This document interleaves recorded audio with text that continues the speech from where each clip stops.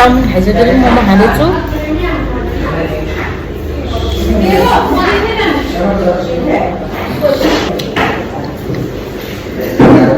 मोमो खान सक्नु आउनुहोस् त।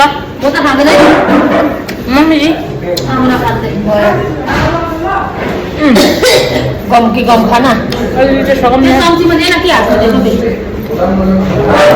चोखै छ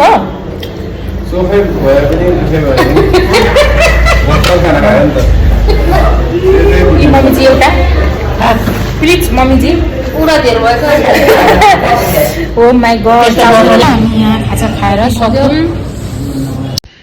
हामी चाहिँ खाजा खाइसकेर अनि त्यस पछाडि मोबाइल पसलतिर लाग्यौँ मम्मीजीको सिम किन्नलाई। अनि फेरि मम्मीजीले चाहिँ के अरे अङ्गुर खाने भनेर यहाँ अङ्गुर किन्यौँ। त्यस पछाडि फेरि हामी लाग्यौँ कपडा पसलतिर।